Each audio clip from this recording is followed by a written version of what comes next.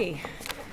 I think we have a nice crowd, and it's 7 o'clock, so we'll go ahead and get started. So first of all, I'd like to thank City Council member candidates and members of the community. Thank you for being here tonight. To kick things off, I'd like to share some thoughts I read recently in a blog by Becky McCrae, who writes on small towns and small businesses. She says, "I know that small towns have a future. Whether anyone else remembers it or not, rural people are necessary to the wider world of food, natural resources, and conservation. So no matter what, some small towns will survive. Will your town be one of them? That's at least partly up to you. You don't have to wait for fate to take its course. You don't have to wait for someone from outside to come in and save you. You can shape the future of your town." I'm glad to see that we have people in our town who are embracing that attitude. Some things are happening in St. John. Approximately 20% of grocery stores in Kansas have closed since 2006, with very few garnering the local support needed to reestablish. However, with extensive involvement of the St. John City Council and others, our town is charting a different course. There's a new pharmacy becoming established in our business incubator, and one day this summer there were, I counted, 4 renovations going on at the same time on the same day around City Square. And so by taking the time to be here, both the candidates and our citizens are involving themselves in shaping our future. On November 7th, we will have an election for 2 council positions and the mayor of St. John. There are 6 candidates for the 2 council positions and 1 candidate for mayor. Tonight we have 5 of those candidates here. So I will let them each, we have Mark Bryant, as you can see, Ray Davidson, Isai Macias, Aaron Roach, and Dakota Tucker. I will let them expand upon their own background in their first question. I have a slate of questions that they have drawn numbers to determine what order they will answer those questions in. We'll give them up to 3 minutes to give a response. And we also have collected suggestions for questions from the audience. So as time allows, at the end, we will also take those questions into consideration. So with that, are there any questions about how we're setting this up? Okay, to kick things off, a really basic question, and one that allows us to hear a bit about your what you bring to this. Why are you running for a position on the St. John City Council? We'll start with Aaron Roach. Well, I want to be more involved in my community. I mean, I've been given a really good opportunities, my wife and I both, being here, and I want to give back to the community. And I want to be more involved. I mean, I want to raise my kids here, and I want them to have the same opportunities that I've had, and every other kid too. Can you guys use the microphones so people that are watching through Facebook can hear better,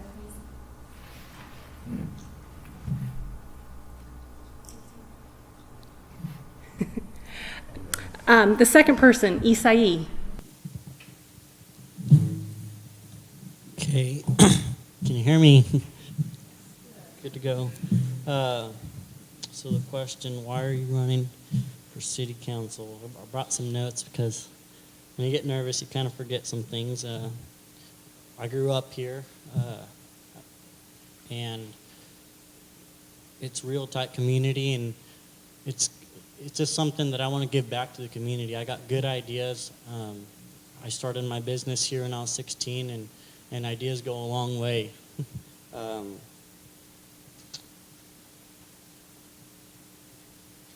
Something that's kind of got me really into running for city council is our population's declining. It seems like every year. We've been kind of steady lately, but think about the population we're at now and where we were 30 years ago, and the businesses that we had 30 years ago. We're declining, or we've been steady for a few years, and I want to see us grow. I want to see houses go up. I want to see small businesses, big businesses, anything we can get into to St. John, because with bringing businesses in, everything else will follow. Another thing is I want to help support businesses, new businesses that come in. Let's provide incentives to, let's say, like utilities, cut them a little bit of a good deal on a new business that wants to start up. You know, help them with utilities, or if it's a new building, let's give them land if we can. You know, I just think I got good ideas to bring to the table, and also is I was kind of one of the businesses that wanted to put in a building here in town, and there was just a lot of red tape that drew me away from putting it in town. Luckily, I was able to purchase some about half a mile out of town, and I don't want that problem to come up again with new people that want to come into town. That's basically what I got to say. Okay. Thank you. Third one, Mark Bryant. Good evening, and thank you for coming. My name is Mark Bryant. I've lived in this community for about 12 years. I work at St. John High School as a vocational instructor, paraeducator. I'm also the nighttime clerk for Ida Long Goodman Memorial Library, and I also help volunteer through the Hot Summer Nights program and also Sandyland Shepherd Center. One of the reasons why I'm running for re-election are mainly the people. The people in this community have shown me that when times are tough, they are caring and giving and helpful. And when times are good, they're just as equally caring and giving. Some of the things that I believe in here within St. John that we need to focus on are our businesses.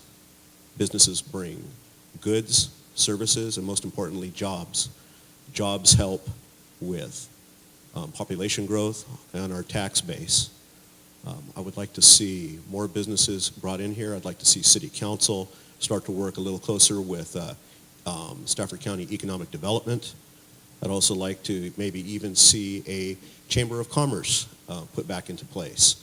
Something that I saw firsthand, some of the business owners that came and volunteered for the grocery store committee came in and had really good ideas. I believe those same people can help us find better incentives to bring new businesses into town, which in turn will create jobs, and hopefully things will start to look up better as far as housing is concerned.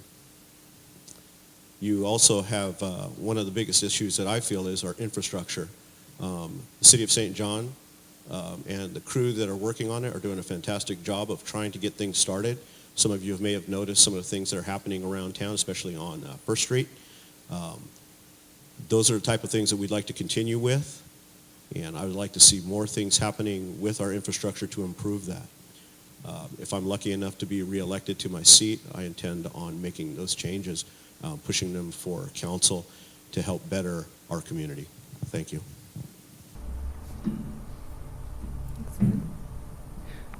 Okay. Yes, go ahead. I thought I was right. Oh, good evening. I'm Ray Davidson, and I'm the newcomer. My wife and I have been married for 47 years. We have 2 children, 4 grandchildren. All of them are in Texas. I'm a graduate of KU. If that makes any difference, I also have served in the United States Navy, and I'm a Vietnam veteran. I have been pastor and missionary for about 30 years now in Africa, and for the last 5 years I've been pastor of First Southern Baptist Church here in town. We were living for 4 years in Great Bend, and I was coming down every weekend, and then for the last year my wife and I have been living here in town and have thoroughly enjoyed it. Have been working with the Ministerial Alliance, with Sandyland Shepherd Center, with Hot Summer Nights, and I'm not sure what, Circles, and I just retired in April from 16 years as a Walmart associate. So I've got a vast amount of experience, and I bring a new perspective, and sometimes it might be a different perspective. I've heard a lot of things about St. John and the City Council in the past, and I would like to be a vibrant part of hearing what you would like to be addressed in the City Council, listening to what you have to say, and then getting reports back to you. One of the things that I've noticed is that we don't get our minutes out very often. We have 3 museums in town I think can all be improved. Gray, Hood, and Lucille Hall. We have empty buildings in the city square. We need businesses to fill them, not using them for storage. I would like to see us bring new businesses in, new people in, and provide jobs. I'm looking forward to the new grocery store. But we need to work closely with the community development program and try to bring in some new faces, new businesses, and just seek to have general improvement.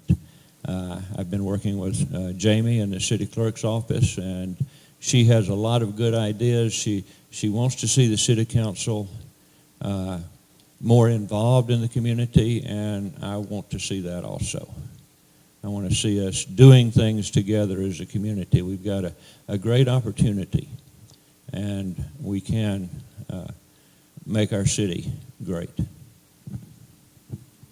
Thank you. And finally, yeah, go ahead. Our candidate for mayor. Candidate for mayor. Wow.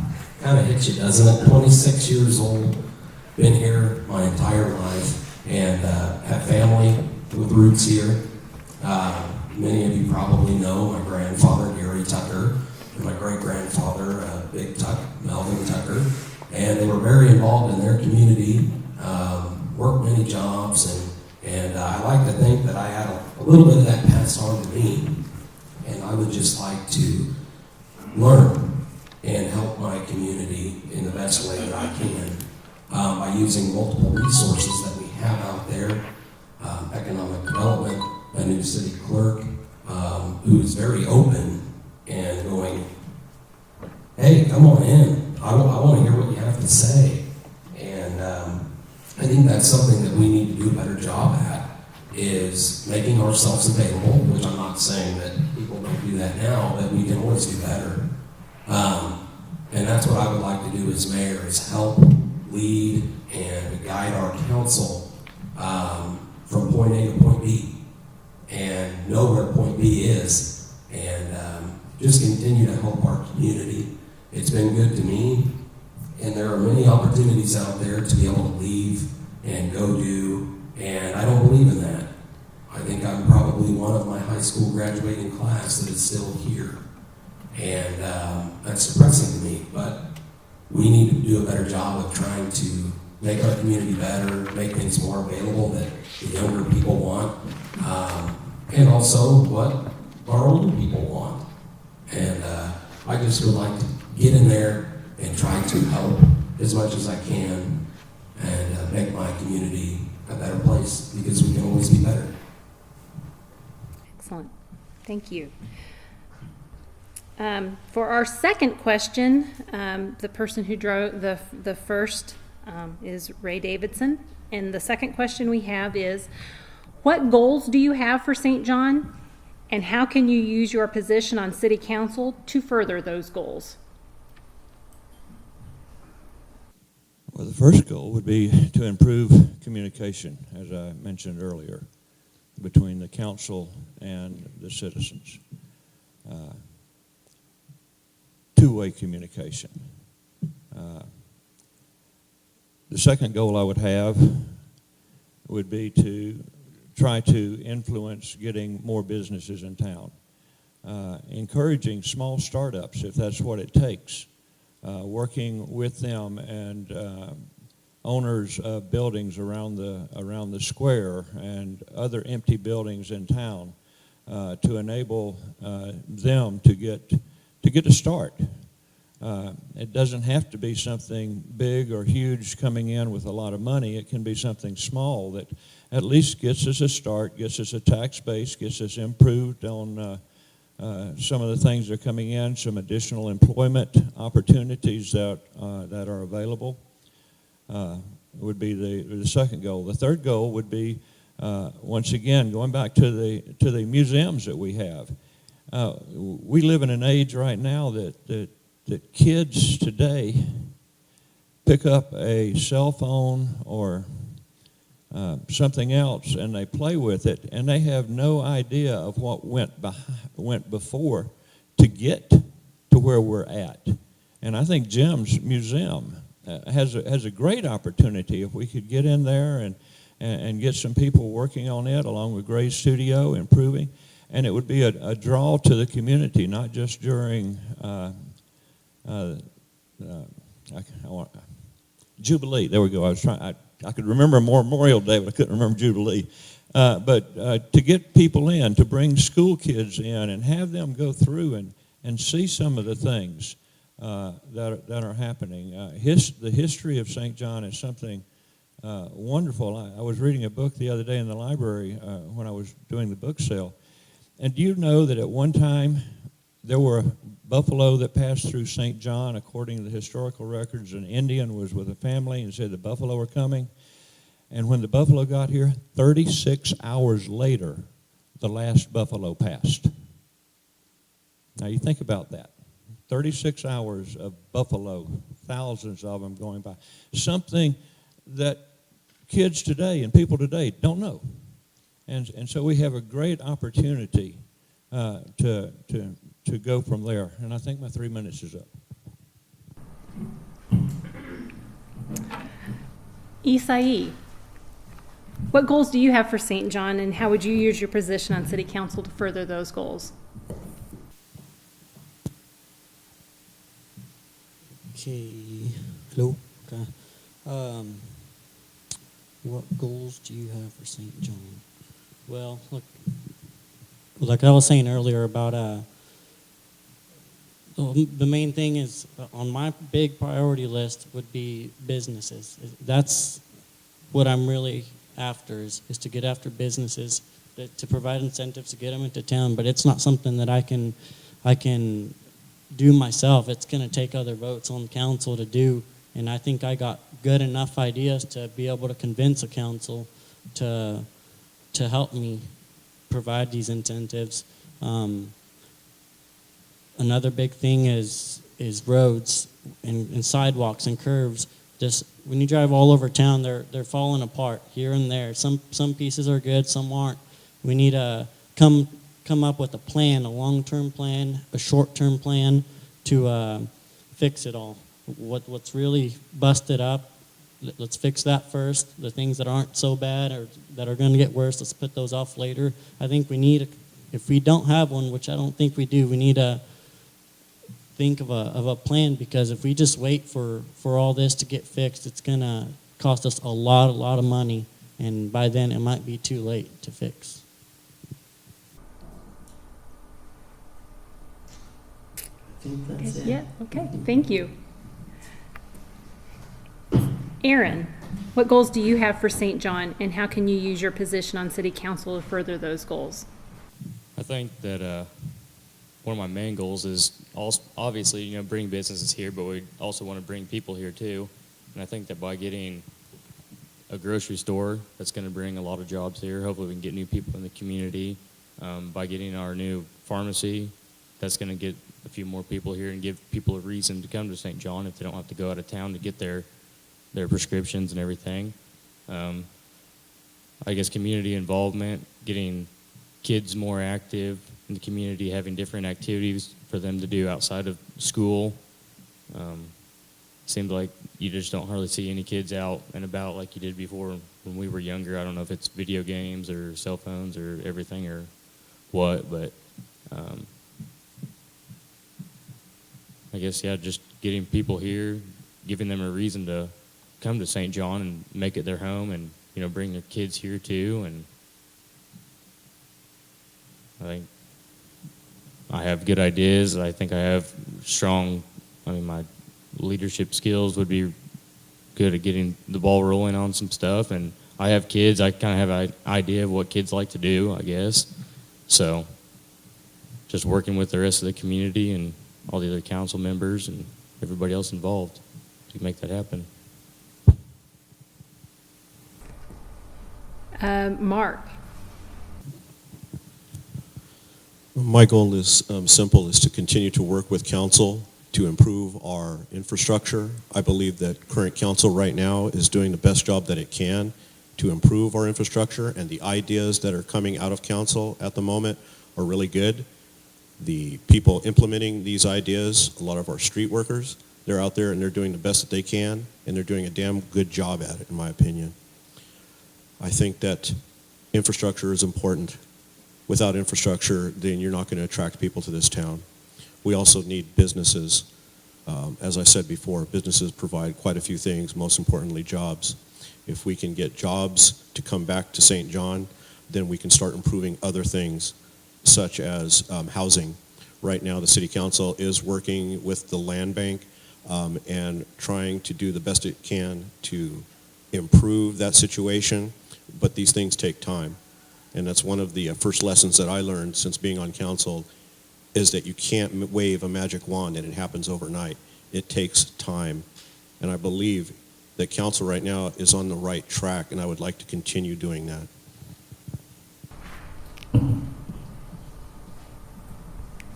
Excellent. Okay, finally, Dakota. What goals do you have for St. John? Well, I've made a couple of notes because I didn't want to forget. And the biggest thing that I'd like to do to start out with is learn.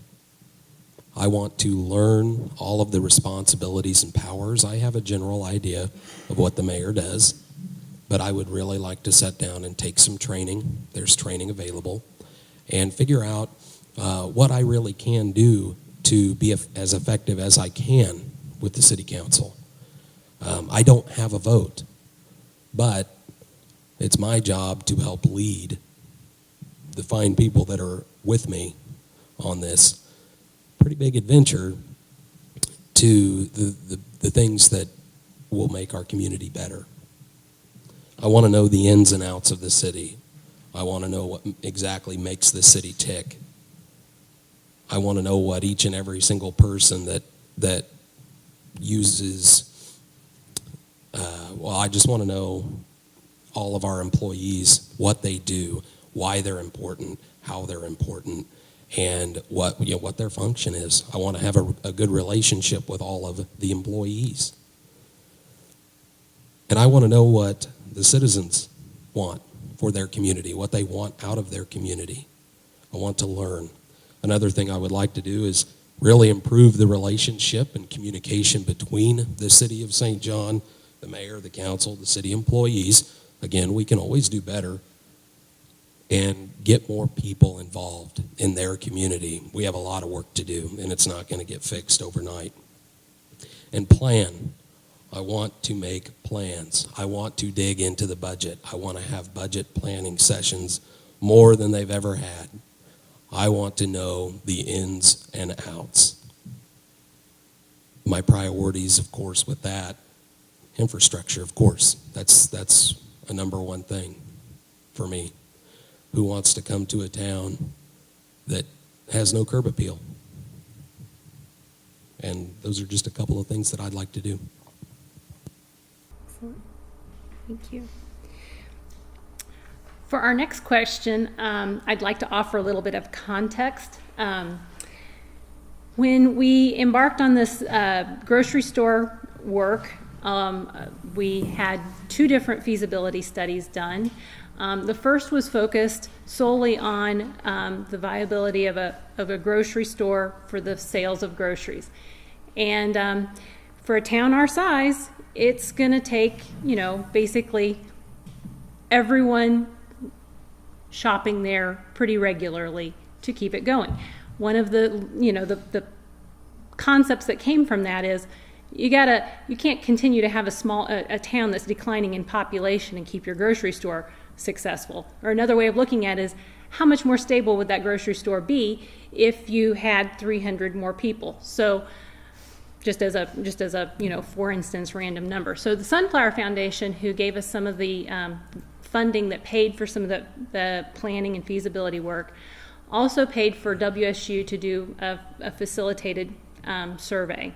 So we had members of our community that provided responses to questions like, when you think about the future of St. John, what concerns you the most?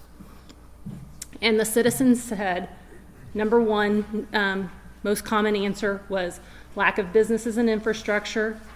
Number two was infrastructure and code enforcement.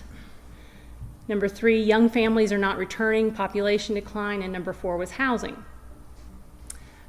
What aspirations do you have for your community? And you can read them.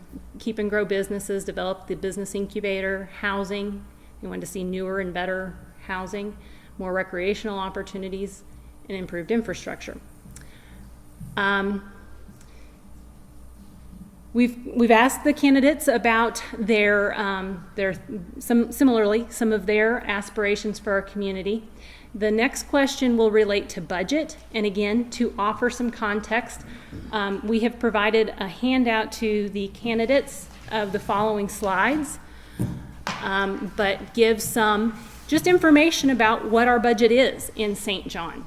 So looking at the 2017 budget for the city of St. John, this is a simplified version of it. I'm going to tell you, it was prepared by Economic Development with some consultation with those who do work with the budget, but it's not an audited statement. Use it as something for educational purposes. We may be off 1% or 2%, but I think it's a pretty darn good illustration, broadly speaking, of how where our money goes in our city.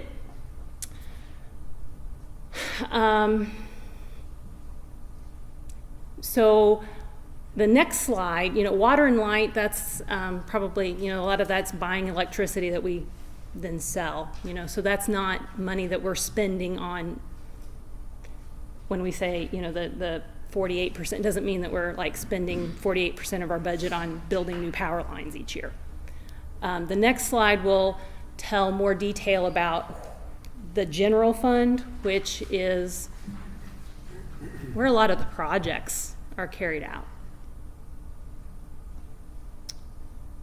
So with that bit of context, we also, this is probably takes a little bit of time to digest this, so I don't necessarily want to rush us through that. If you're interested, we can, offer copies to be handed out again. It's for illustration purposes, not, don't take it as the an audited statement. But that does take, those are fund categories directly from the published budget for the general fund. Our next question is, looking at the pie chart of where city funding goes, do you believe that city spending is well aligned with the needs that must be met to prepare the town for the future? And if not, what opportunities do you see to make change? Number one, Aaron.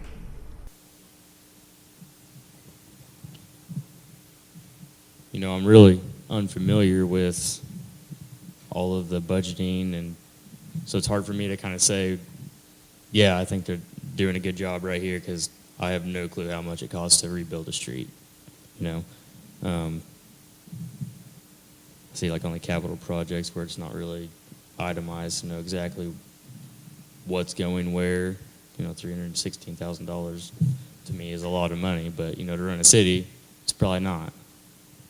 But like on the police department, $250,000. I don't know, is that all wages and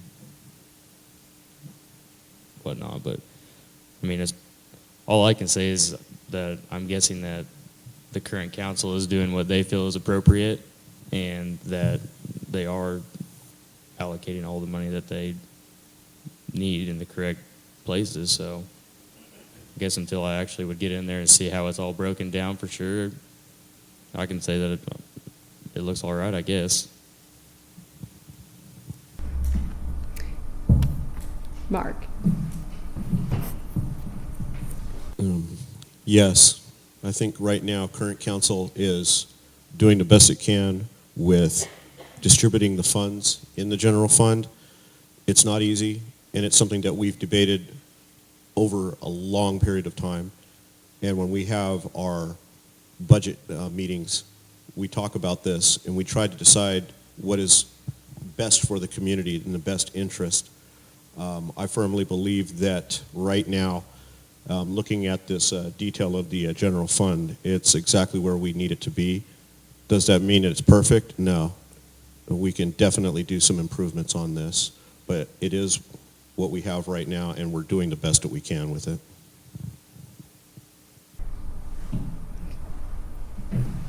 Ray. My big concern is looking at the first pie chart of where's our money coming from? Next slide. Okay, I don't know. I can't see up there. But our water bills and light bills are providing 53% of our income for our town. The other 20% is coming from property tax. That's 83% of our income is from those two primary sources. Transfers, money being transferred from one source to another, and funds levy, or without tax levy, sales tax and other things. Until we get more people in, we're still going to have a lot of problems just trying to meet this. The general funds, I believe with the police and the fire department, correct me if I'm wrong, but a lot of that comes from outside the city that helps us with those prices. Is that correct? I don't know. Do the police and fire department, do we get funds from the state or someplace else for the police and fire department in addition to the 83% that we're looking at here on the income? I kind of had that impression from council meetings, but I'm not sure that I was right. I might be wrong. Jamie is shaking her head. She doesn't know, so maybe assume that I'm wrong. Okay, assume that I'm wrong. But we're doing the best we can. I believe that the proportions that we have going, I would like to review the wage and benefits of our city employees. I want to see how we might be able to make their lives a little bit better. It's a lot harder to live paycheck to paycheck. And I'm not sure where they're all at. I would like to do a good evaluation of that and see where we're at. But as far as the general funds and the expenses are going, and looking at it from what I can see, I think we're on the right track. But once again, infrastructure is a big need that we need to consistently look at. And I'm not quite sure what the capital projects are that we have going, but that's something we need to also look at. Okay. Dakota.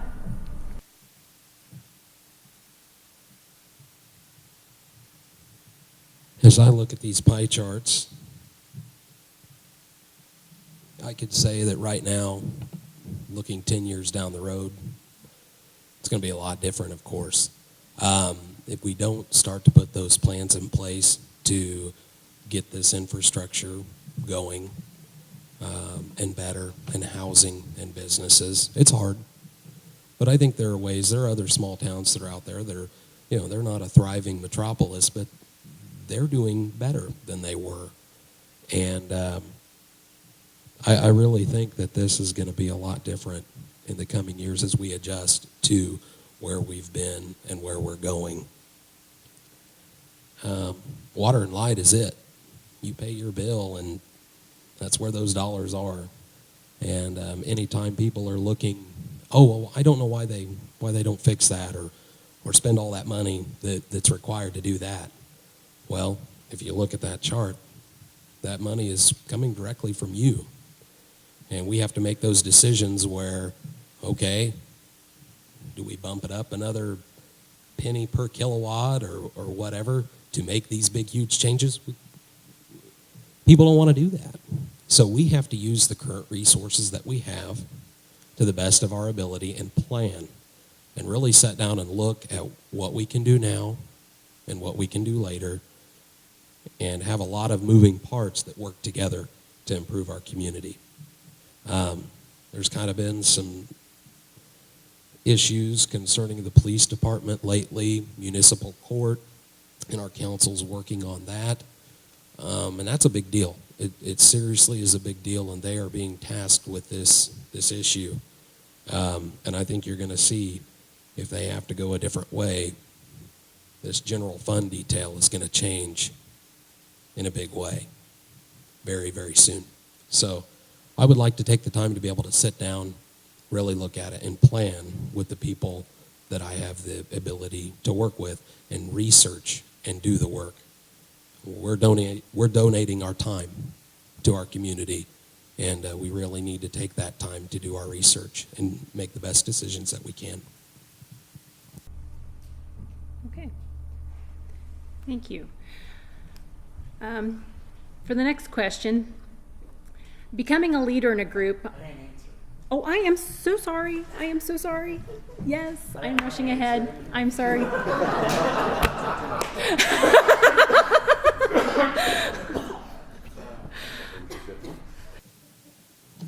Well, hello. This isn't really something this is a sensitive subject, really, because underneath the water and light, the general, I got the budget from the city a couple days ago, and there's a ton of things that go under that. It's not as simple as just water and light. Those three words are general, and it's not something that I can say I want to take it from here and put it here because this certain reason. It's about sitting down and going down that list and asking each department how important it is for them to have that money and where they're using it, and kind of question them, do you really need to have that? Because we could be using it here.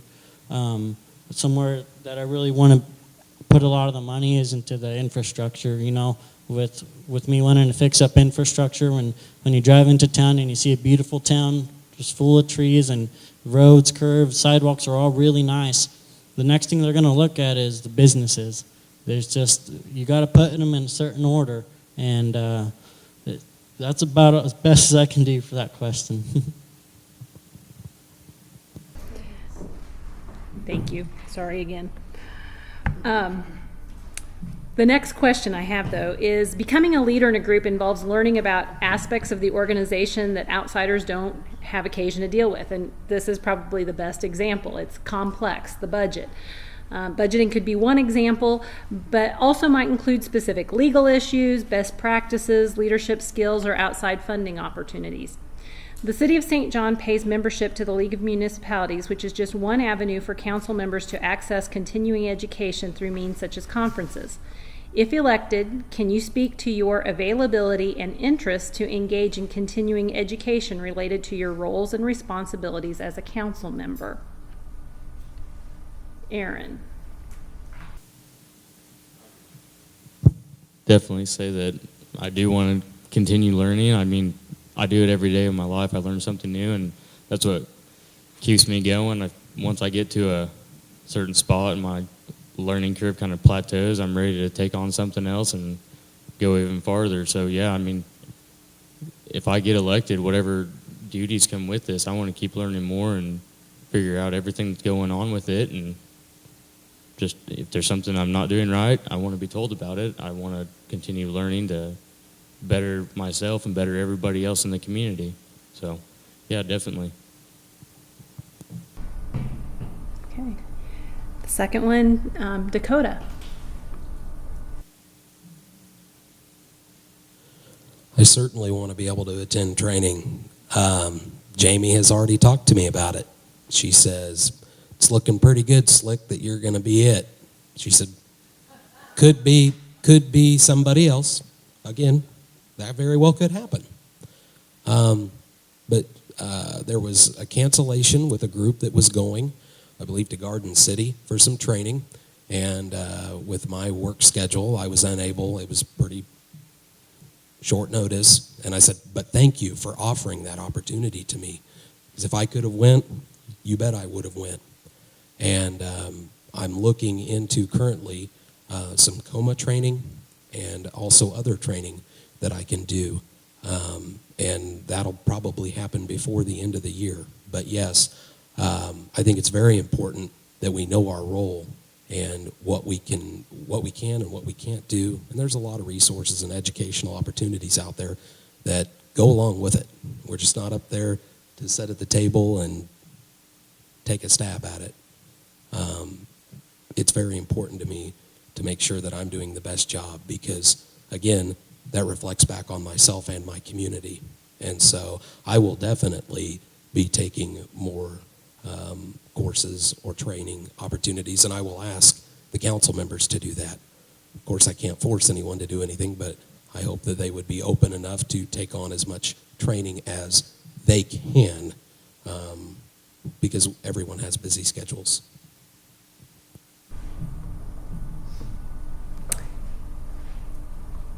Number 3, Mark. My position on education as far as council is concerned has been and will always remain the same. I'm always open to learning new and better things regarding city council. I have taken a few classes through the Kansas League of Municipalities, and it's very educational. I was taught quite a few things that I did not know about being a city councilman. One of the things that I learned is where our authority ends and where it begins. We are the leaders of the community. We should be listening to each and every one of you. We should be coming up to you and asking you questions regardless of whether we agree with you or not. We need to put ourselves within the community and see what's going on, not just looking from the outside in. Being able to go around the town, as I do working with some of the students, I've been able to talk with quite a few of you out there, get your opinions, thoughts, and ideas regarding the city. And as I've stated before, I may not agree with you, but there's been times when people have brought good talking points and they've made me change my mind on things. So I'm open-minded enough to listen to you. And if I'm in the wrong, I'll always admit that. But furthering our education as a city councilman is very important, and I think it's essential for anyone coming into this position. Thank you. Isai. Hello. Well, my availability, I'm available just about whenever, really. I'm self-employed, and as far as that goes, I'm perfectly open to that. And I'm a guy that loves to learn every day.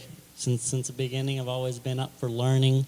And, something that's big to me is listening to people, getting input, because you got to realize there's only 5 council members and our mayor. That's 6 heads out of 1,200 people in this whole town. And something that I think is a benefit to have me is I'm out in the community every day talking to all kinds of people about different things that they need. And I always have something brought up, and especially lately since I put my name in the hat, is I've been getting a lot of concerns, and I won't always agree with you. I'm not going to tell you what you want to hear. It's just about being honest, and I think that's something that we really need. There's just been a lot of concern about when somebody goes and talks to a council member that they agree with them, thinking that they're going to go do some change or something, and that's not the case. And that's where I stand on that. Okay, thank you. And finally, Ray. Can I say that you can teach an old dog new tricks? I have been involved in education all of my life, from a standpoint of going to school, and after graduation from college and seminary, involved in teaching and training individuals. I am being retired. I am free to go to any training that is offered. I will be investigating training that I could be going to, and the point of going to training is to come back and then share it with those who have not been able to go and receive the same training. It's one thing, I'm free, I can go at any time, but the rest of the council members are not. They're limited to what they can do in their jobs and families and other things, but we can set up other training opportunities to share with them what has been learned. One of the primary examples of that is several months ago, a couple of months ago, I was involved in the Circles training, and I learned a whole lot of things about poverty and the culture of poverty and why it is different from a middle class level. There's a lot of different things that go into it, and it was a learning experience that I have been able to share with my church and with others. And so, yes, learning is important, but also sharing that learning with others, I think, is just equally important. And we do have opportunities. There are other ways of financing things. We've got a city square that a lot of the buildings could go on the historical register. The old Methodist Church, I'm already investigating trying to get that into the historical register that would make funds available for improving the buildings and bringing them back up to standards that we could be using. So yes, education is a key, and you're never too old to learn. Okay.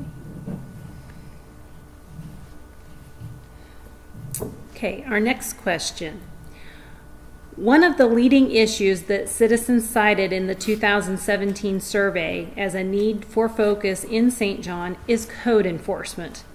This has been a topic of discussion throughout the year within City Council. Can you speak to your views on code enforcement, what the barriers are to more effective enforcement, and what can be done to resolve the problems? The one that drew first is Isai.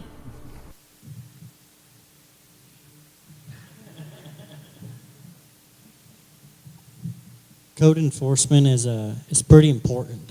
There's codes there for safety reasons as far as building codes that we deal with, and then with keeping the town clean, having vehicles parked on the street, that don't run anymore, the grass being tall. Those are all there for a reason, whether it's safety or for the cleanness of our town.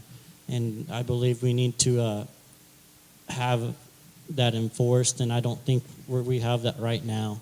And there's also codes that I think are not supposed to be there, in my opinion, and there's just things that I'd like to change, and there's things that I'd like to have enforced more, and that's basically the question. Dakota. Been attending city council meetings for quite some time now, more recently and over the years. And that's been a topic that's been up for discussion on who exactly our code enforcer is. And they're trying to get that fully established so that we can make those necessary either changes or enforcements that need to be made. It's very expensive to enforce some of those codes that we do have as far as junk vehicles that are laying around. It's not as easy as just going and towing it out of the yard and putting it somewhere else. A lot of legal things, a lot of paperwork that has to be done, and a lot of money to do that. And so they're currently working on an efficient way to maybe get around all of those expenses by having people who might have those vehicles signing over the title and just getting it out of there for them. Less headache for them, less headache for us. That's one thing that we need to do when we're looking at some of our code and enforcing. Sometimes there's not just one way. There are multiple ways to do it. And I think that they're doing a good job as far as trying to get that started to help with the safetiness, the safety, the cleanliness of our community, because they're all there for a reason. And I certainly think that it's a very important issue that we need to take seriously, but we also have to have a way to pay for it, plain and simple. Okay, Ray. Definitely. I've been in the city council meetings for much of the last year, ever since I've been down here. Moved in and started attending just to start learning about the city and some of the things that were happening. Code enforcement is not just a simple thing. There's a big article this morning in the Great Bend Tribune about city enforcement in Great Bend. One of the biggest problems that we've had is that there has been no designated enforcer in the last year. It's now being worked out so that our city clerk and police chief are working, and they're working out a methodology of enforcing the codes that we have. One of the issues that we do have is people who are living out of town that have rental property in town that are not keeping the property up, and we have to be supportive of our city clerk and others to get information to them and say this must be done, and you've got this kind of a time frame to get it done in, and it's up to you to finance it. But at the same time, we also have to enforce and have some financial backing and some methodologies of helping our enforcers to look at those things. The City Planning Commission needs to examine some of the rules and regulations that we have now, see if they need to be improved, see if they need to be changed, and then make what changes need to be done, and then get the information out and tell people this is what has to be done. Yes, we do need that, and it is a big thing because it does make an impression on somebody when they come in and they drive through town and see houses with trash around, uncut lawns and everything. It's first impression is always hard to overcome. So we need that, yes. Mark. Currently, council is debating this subject. We do need a code enforcer. We are trying to figure out whose responsibilities that is at the moment. And in my opinion, I think we need someone full-time to go around and see what needs to be enforced. I also believe that a lot of the ordinances that we have on the books are outdated. I also believe some of them are not being enforced properly. And what council needs to do is sit down, review each and every ordinance, and see which ones are relevant and which ones aren't. I believe that with new council coming in, we might be able to review those things again, look at everything, and see where we are headed. These things are not easy, and nobody wants to accept that position and be the most hated person in St. John, because that's technically what they're going to be if they're going around enforcing all of the ordinances. There's no easy answer to this, but we are working on it, and I hope to continue to work on it. Okay, thank you. Final planned question here tonight. Oh, I did it again. I'm guess I'm ready for bed. Okay, well, there's codes, just like there's laws. They're there for a reason. They're supposed to be enforced. not only from the aesthetic side of having vehicles parked on the side of the road or lawns that are overgrown in weeds, but that also brings about little critters that like to hang out, so then you get another health risk along with that. All the codes, they just need to be enforced, because even with buildings, I mean, you don't want a house to be wired up that's not up to code and somebody have their house burned or building burned to the ground. I don't know what you do to enforce it. I mean, on top of lawns, you can fine people for not mowing their yards, but if they're not paying their city bill to start with, what's a fine going to do? It's still not going to get the yard mowed. So, I mean, I guess the city goes around eventually and mows the yards for them, or somebody from the public has enough of it. But, I mean, like I said, they're there for a reason. They should be enforced. If they weren't important, they wouldn't be there.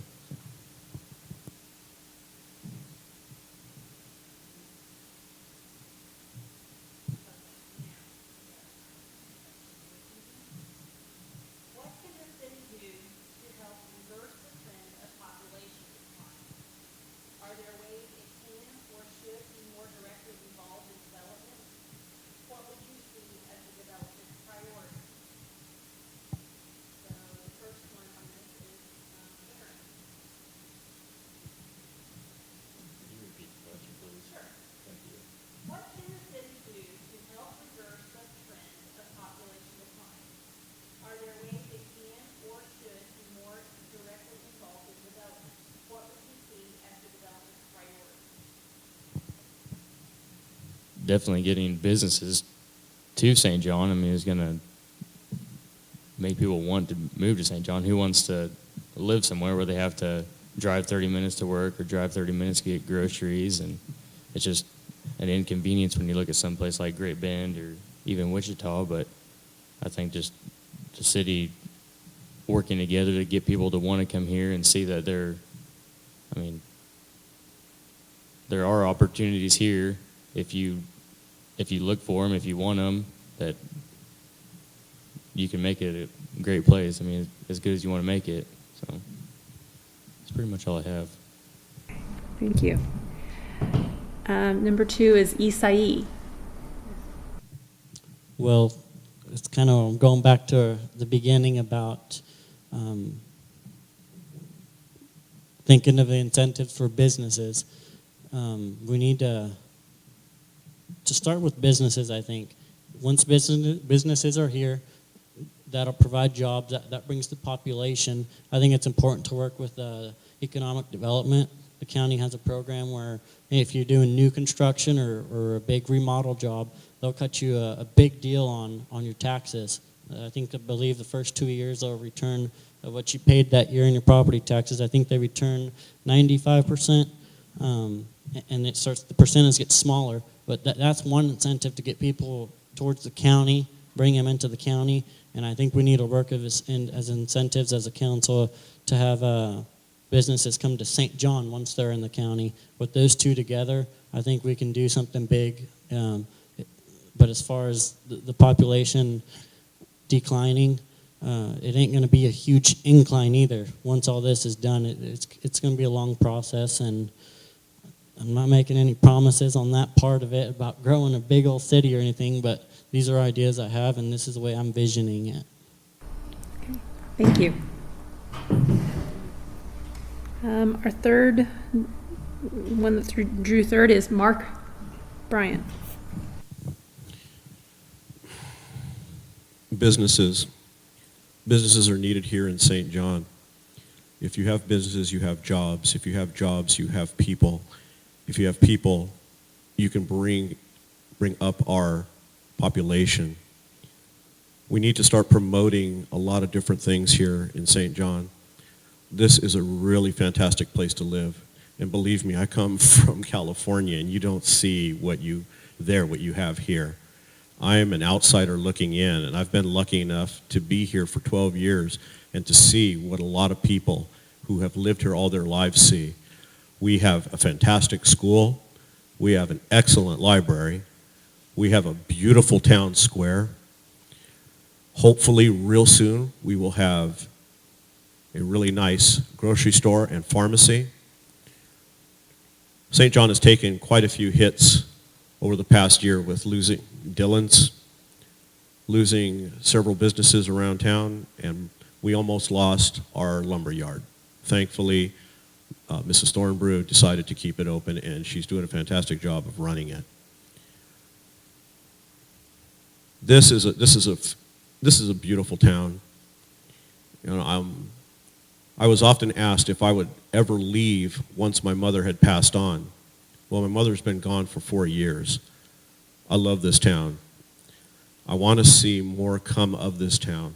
I would like to see other things taking place. We're already starting to see some things happen with the school involved with the pizza parlor, that coming in. That's going to help out. With a new Mexican restaurant on the square, that's helped out quite a bit. You're seeing Ag 360 on the square. That is helping out. Once the pharmacy is put into place, you'll start to see more life around the square, which was sorely needed. Some of the ideas that people are bringing in, when Jamie brought up the St. John community event, that was fantastic. It was great to see so many people come out and enjoy that night. We need to have more things like that to attract people to this beautiful community. I don't want to see this community go down. As I've said before, this is a fantastic community with a lot of great people who will come out of the woodwork to help you when you are in need. And I know this for a fact because they've done it to me. They have helped me in my time of need. I don't know what else to say, but we just need to promote this beautiful town of ours. We need to start bringing more things in. We need to repair the infrastructure as best we can. We also need to start promoting businesses in here. Once you start doing that, everything else starts to slowly fall into place. It is not something that is going to happen overnight. Thank you. Okay. Ray. Outside the box. Population decline occurs for two primary reasons. Number one is death. Older citizens pass on. Number two, young people leave the community. We talk about a distance of 30 miles to drive. I know people that are driving to Wichita regularly to go shopping for one thing or another. Living in large urban cities like Dallas, Fort Worth, Virginia Beach, Norfolk, Virginia, and a lot of other large cities, people think nothing of driving 30 or 45 minutes or an hour to go to work every morning and come back every evening. One of the things that we need to do to prevent our young people from leaving is to develop some more community projects and things so that our young people do have a feeling of belonging, of home. We've got a great high school, St. John Hudson High School and middle school and elementary school. We've got great school systems here. We've got teachers that care. And as a community, we need to be rallying around the young people, giving them things to do. 3 months during the summer is a long time to sit in a house and twiddle your thumbs on an electronic device. We need to have activities and community involvements in getting out. The movie on the square, upcoming Christmas, I saw the advertisement. I don't remember what's going on, but Jamie is leading out and getting more things done in the community and getting people involved. And I think once you have a home, and when you leave home, you can never go back to home, but if you never leave your hometown, because you've got job opportunities other places, but you've got a great place to live in the city, that's what's going to make a difference. Jobs, yes, will make a difference. But until we get jobs, we got to keep the people here that are here, and we got to keep them engaged as a city, as a community, keeping them and helping them to see the advantage of living in small town Kansas. Okay. Okay, finally, Dakota. Finally, Dakota. Okay, how do we stop this? Population decline. You're always going to have that in some capacity. But businesses, yes, are good. Reasons for people to be here, yes, are good. We need some housing as well. You can't have one and not the other. But we've got to get excited. We've got to get fired up. We've got to be intense. We've got to plan, and we've all got to work together and be involved. Because it's not just the city council. It's our community as well, getting involved. Being that neighbor that walks out across the street and picks up the piece of trash in your neighbor's yard.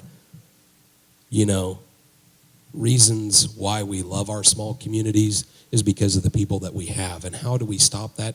By continuing to be the best citizens out there. But yes, drawing businesses, working on more activities to get young people excited. And we're all still here. Things have come and gone, but we're all still here because we believe in our community.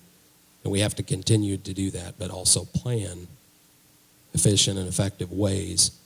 And it's not an overnight fix, but we can do it if we get excited about it and do the research and put in the work and roll up our sleeves and get it done. One question that was not incorporated into any of the other questions, I will throw out to all of you because I don't know, it may be as much directed at existing members as candidates, but it says, why were the ditches on West First Street dug away, and what will be done to make it look better?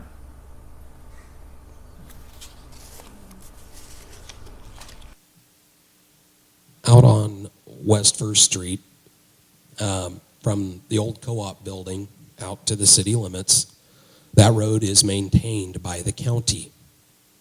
And they go through ever so often and clean it out so that the water drains properly. The grass is starting to grow back. Do I necessarily think they should have just cut in like they did? No. Could they have done a little better job with it and not made it look so horrible? Maybe. But again, that's a county thing. And we have to continue to have a good relationship with the county to make sure that they continue to, they help us out a lot, actually. The more I've actually talked to city council people, also city employees, county does a lot for us and helps us out. They actually helped us finish up on the First Street project by sealing the road and charged us a very good price. It would have cost a lot more money if we would have had to have rented the equipment or buy the equipment to do it ourselves. But again, speaking to that issue, that would be a good question to ask the county road supervisor or the commissioners, and how we can maybe work together when we're doing things like that to maybe go in and take a little off at a time and get it back to where it needs to be. But I believe it was a drainage issue, and they just went through and fixed it pretty fast. Does anyone else have anything to offer?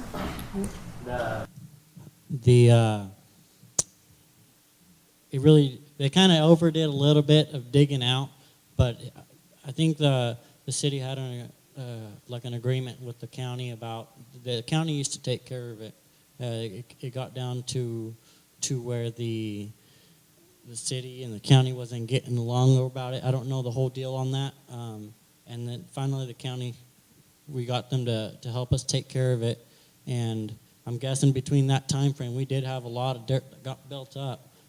There towards the corner on Gray and going out on First Street right there, there was actually water built up right there, and that's pretty dangerous. I think they went ahead and dug it out enough.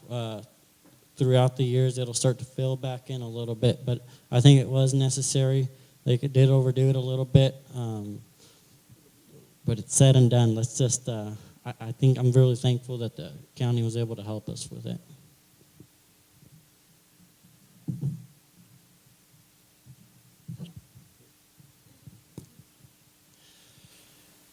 I live out on the west side of 2nd, and I use First a lot. I was kind of surprised when I saw the graders go through, but I recognized that they were actually widening the road to the extent of the right-of-way, of the highway of First, and it did eliminate a big water puddle there at Gray and First, and makes the road a whole lot easier to travel on. As you all are aware, First Avenue is a major thoroughfare, and 18-wheelers are running up and down it all the time.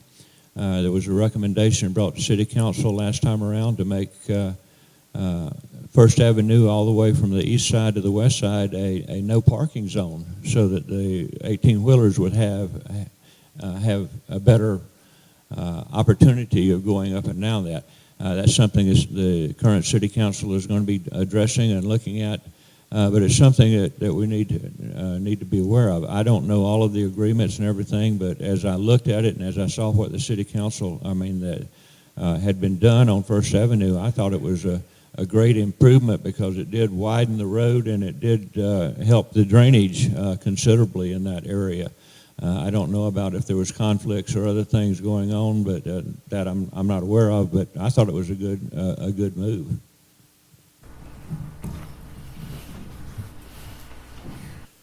I won't touch on what has already been said. I won't reiterate that. What I will say, though, is that the county and the city work very well together. We share resources as best we can, and we do the best we can to maintain everything here within the city and outside. I think that is a relationship that needs to continue, and we need to work with our county to make sure that everything runs smoothly and that we're not bumping heads with each other. I don't have any really, words of wisdom of closing. I thank everyone for taking their time to come here tonight. Oh, do you have closing remarks? Can we have closing remarks? Yes, we can have some closing remarks. Can we take a question or two from the crowd if Well, something the else crowd came up based on what we talked about tonight? If people are interested? I don't know. I know you are. I'm just asking. Okay. Now, I was not able to attend the session that was fairly well attended concerning the police department, but just to throw out to our candidates here, how do each of you stand on maintaining our police force or ditching our police force? I'm going to tell you right now, and I think I see quite a few people that attended that meeting. I am for keeping our police department. As I've stated before, the safety and well-being and the peace of mind for our community is paramount. I believe that it's one of the reasons that makes this town a fantastic town to live in, and I don't want to see that go away. Didn't voice my opinion at that meeting because I was hoping that people would come here and would ask that question. I think there's definitely things that need to be worked on, but I'm definitely for the police department. I don't want to get rid of them. I'm kind of in dad mode, I guess, where, if something goes wrong at school, that happens way too often. I don't want a sheriff, a county officer, to be 30 minutes away before they can get to town. And I just think, like Mark said, just having the peace of mind. There are things that go on in town that we wish didn't happen, but they do happen. And if the law enforcement isn't here, I think that's only going to get worse. So I hope that everybody can work together and try to make everybody happy. And although that doesn't ever happen, make a majority happy.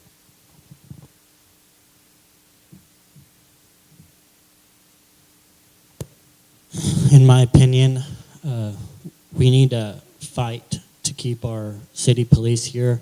There's a lot more to it than the community thinks there is, as far as why that got brought up for them to be moved to the county.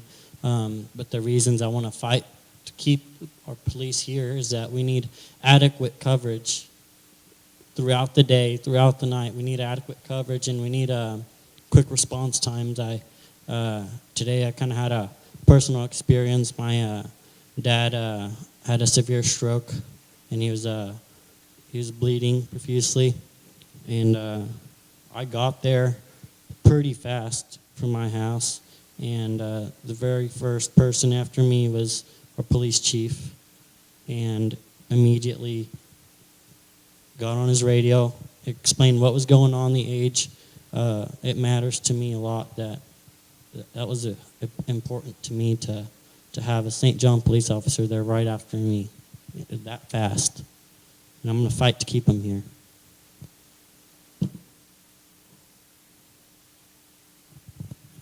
Am I the last one? You can go. There's no question in my mind that we need a police department, and we need it in town. Unfortunately, this same subject, I believe, came up a couple of years ago, and it was an issue at that time, at least from understanding what Mark had to say in the city council meeting the other night, is that a couple of years ago it did happen again.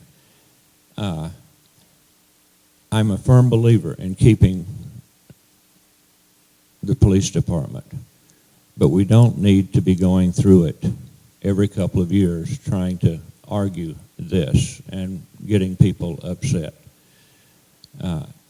As I suggested to the city council at that meeting, an independent group of citizens that can look at and investigate and look at what's the cost of giving up a police department, what's the cost of moving and bringing in the sheriff's department, looking at all aspects of it, and having just some kind of a report made that says, this is where we're at, and this is what it's going to cost, at least at this point in time, to make the change. I don't see anything wrong with an investigation and a discussion of it, but I am firmly for keeping the police. And I'm in the same boat. I believe in our local law enforcement. These guys are highly trained professionals. I do believe there's a little bit of work that needs to be done as far as how our police department works and flows, scheduling, just some other things. But they need to be here. They're a big part of our budget. We have to pay for that. And we have to use our resources and dollars and be strategic about it. But I think at this time, it's still a good idea to have our guys there. And we also have to be able to allow them enough time off, because over the last several years, they don't have adequate time off at times, and that's just the way it is sometimes. But it happens more often than not, and we need to work better to be a better employer to all of our city workers, police department, benefits, pay. That all needs to be looked at, but it's very important to me to keep them here. Okay, would you like to take 30 seconds each to give some closing comments? Okay, want to just go down the row? Like Dakota, would you like to lead us off? Let Mark start. I haven't heard his voice in a while. Okay, are you okay with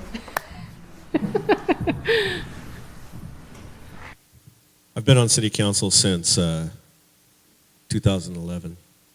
I've tried to do the best job that I can, and I hope that those of you who voted for me last time, who put your trust in me, will do so again. I don't take that trust frivolously.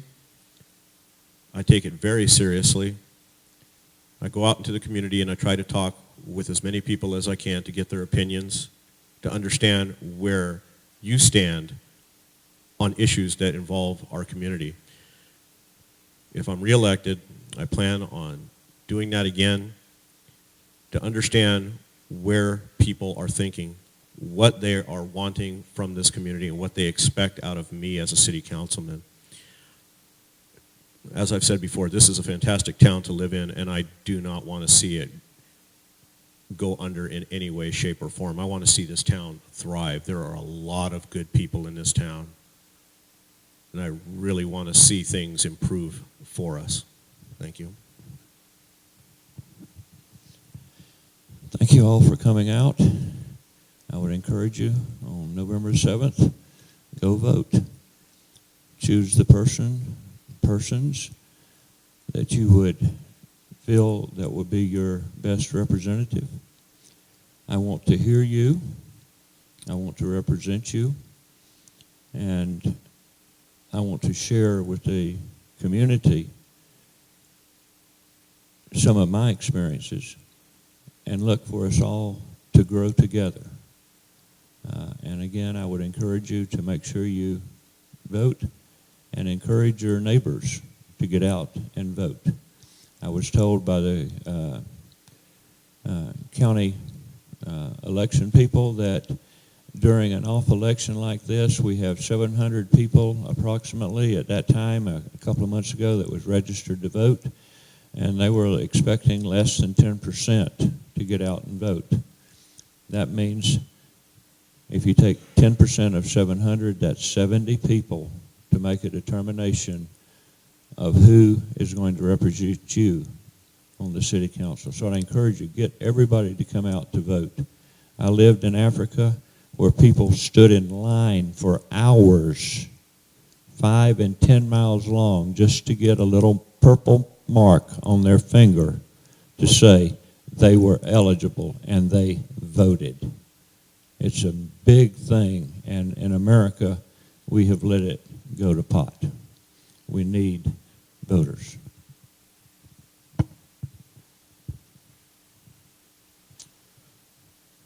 Well, there's a lot of you I know that I grew up here since I was a little kid, and a goal of mine is to make St. John a better place tomorrow than it is today.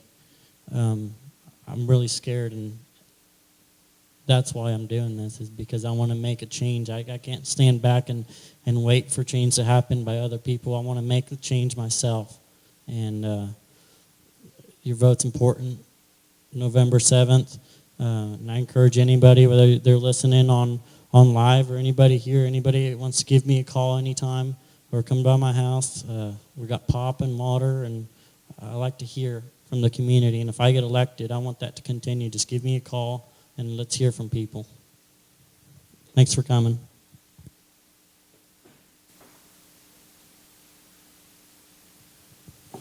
I just want to thank everybody also for coming, and it's important to know who you're voting for, who's leading your community. If I am elected, I am a firm believer that, as with anybody in a governing body, that you work for the people, that you guys we're your voice. If there's any concerns, I want to know about them. I'm not going to be afraid to take it to the other council members. I want to be involved. I've been here since I was in second grade. I moved away for a while when I went to college, but I never thought my life would bring me back here, but it did, and I'm very grateful for that. Notes are a good thing. I didn't want to forget anything because this is very important, and this is a big responsibility, and I thank you all for coming out and taking time out of your busy schedule to listen to all of us. But I'm not going anywhere. I'm all in, and I hope that everyone else is too. I do look forward to serving my community because I think my community has served me well. And I'm going to make myself available to the people, rain, shine, day or night. I want to know what's going on, and I want to help. Honesty is huge to me. I'm going to be up front. I'm not going to make promises I can't keep. I'm going to do my best. Management and leadership is huge. That's kind of the role of the mayor, getting people from point A to point B and knowing where point B is. Good communication skills, helping inform the community of what's going on, taking their best interest in mind, and listening to the people in the community. That's what a good leader is. And the ability to make those tough decisions with the council. Might not make us popular, but it's life. We can't worry about our social status when it comes to the overall well-being and health of our community. Somebody has to do it, and we're here to do it for our community because that's what's important to us. Thank you, guys.